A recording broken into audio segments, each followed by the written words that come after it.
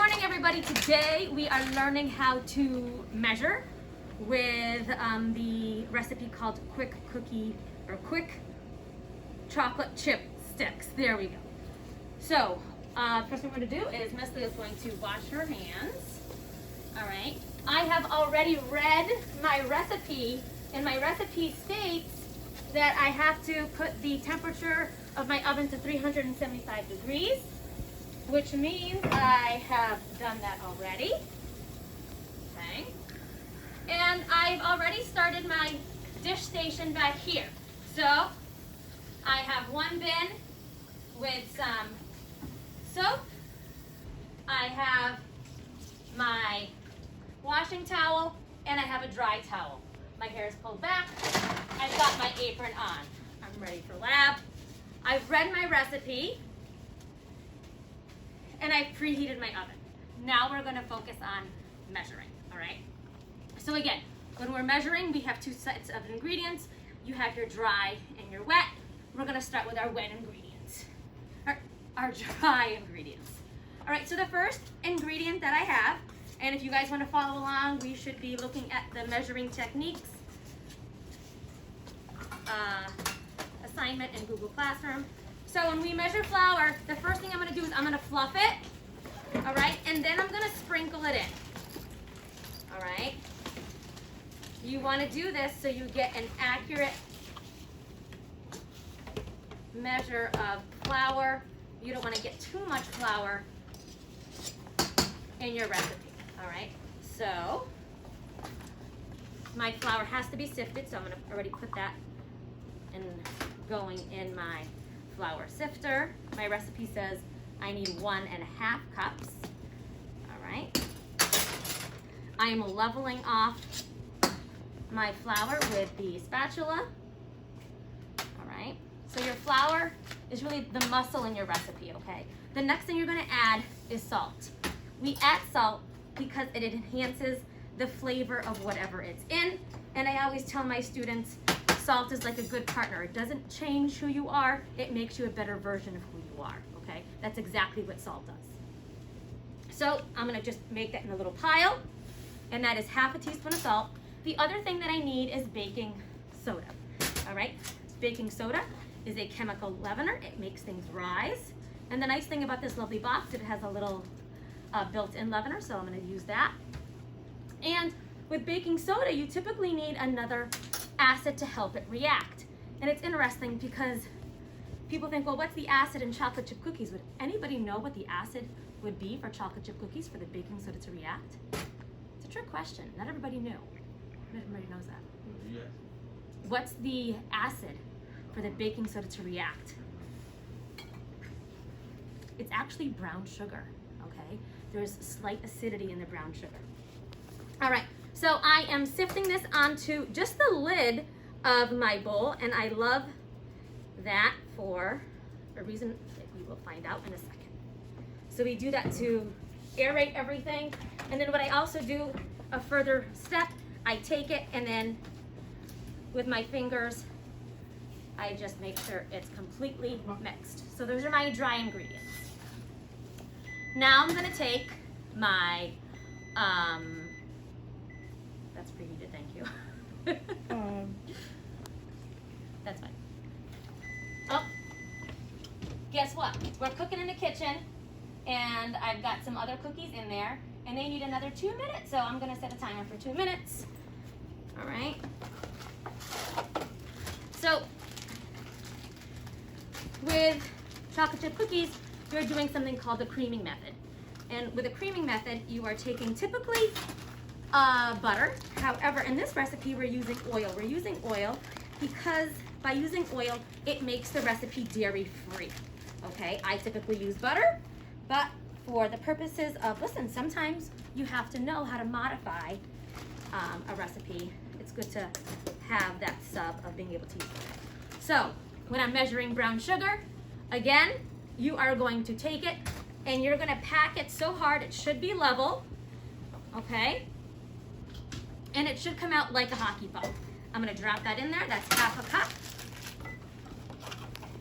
Put that back. Again, you always wanna clean as you go.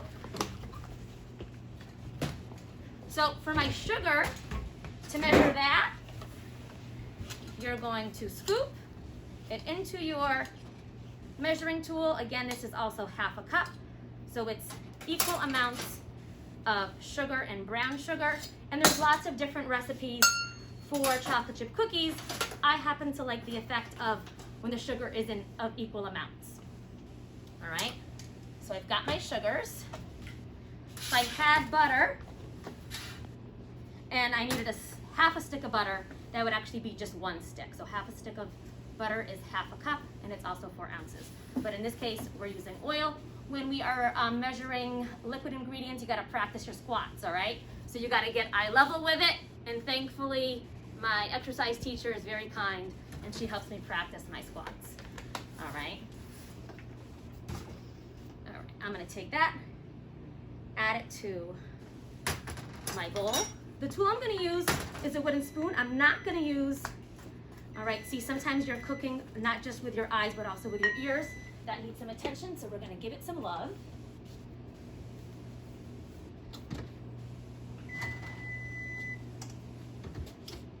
And it needs another minute. Sometimes when you're making cookies, you gotta do a little rotation. So we're gonna give that a little rotation, give that 1 minute. All right, so going back, we're gonna give this a little stir until it's fully incorporated.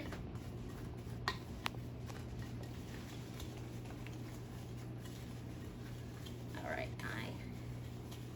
and there. This is some vanilla, and vanilla is a flavoring. So for my vanilla, I also need a half teaspoon. And I would never pour the vanilla over your bowl. Pour it over the table or over the sink, so you don't get an excessive amount of vanilla in your recipe. All right, and then the last thing I'm gonna add is my egg. You always wanna crack your egg into a separate container, because sometimes, well, eggs might have some, I don't know, they might have some shell. Sometimes there's a little blood in there, and that's really fine, it's just part of the egg. All right, so I'm gonna add that to my mixture. Give that a stir.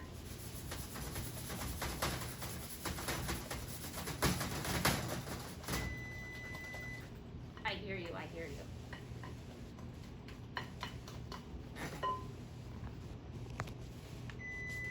Again, when you're going into the oven, you always want to open it, pull out the tray.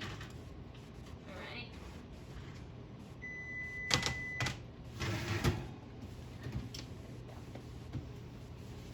All right, so I have my sugars mixed in with the fat. I added my egg, I added my flavoring. Now I'm gonna add my dry ingredients, and this is why I love the lid, because I can just bend it and easily in one scoop put that in there.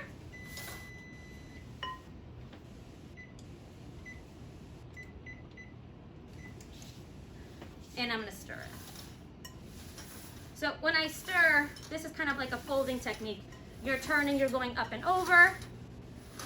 And I'm going to continue to stir until this mixture is about, I would say 90% there. All right. Then I'm gonna add my chocolate chips.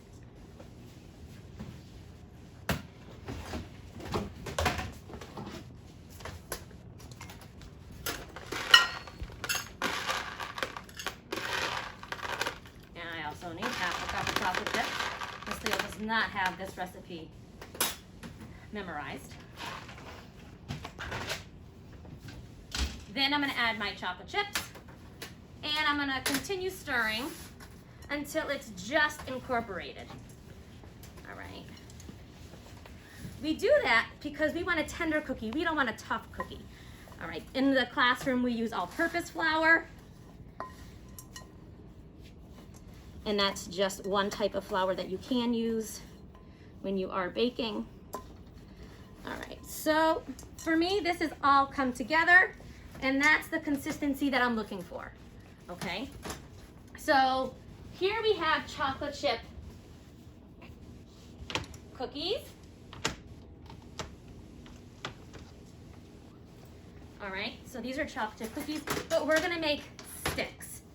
All right, to get chocolate chip cookies, and you wanna equally portion them, you're gonna use a ice cream scoop or a portion scoop. For this, we're not gonna do that.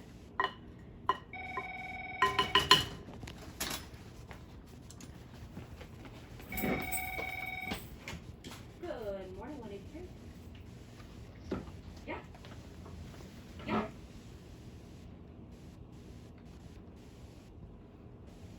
No. Miss Young, she's the sub.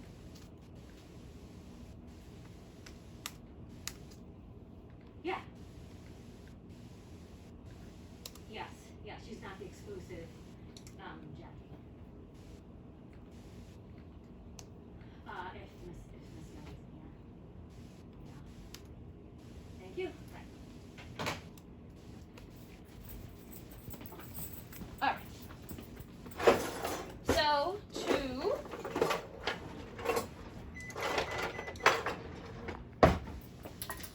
get this into sticks in equal portions, what I'm going to do is I'm going to cut it into a T, and then I'm going to cut each quarter and put it on my tray. This way, they cook more evenly, and every single person should get an equal amount. Because when you're making cookies, you want to have consistency. All right, if you think of a customer, the customer that is in front and behind, they want to get an equal product. Sometimes you can do that with a portion scoop, sometimes you do that with a scale, and then with more experience, you can do it by eye. All right.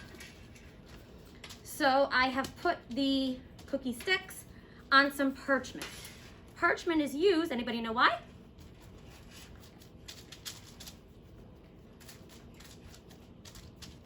No? Any guesses? Well, it's used for a few reasons. One, my parchment is great because I don't have to do as many dishes. So I'm gonna put this into the oven and set my timer. How do I set my timer? Timer, and I'm gonna set it for 9 minutes. Timer, 9 minutes, and then start. All right.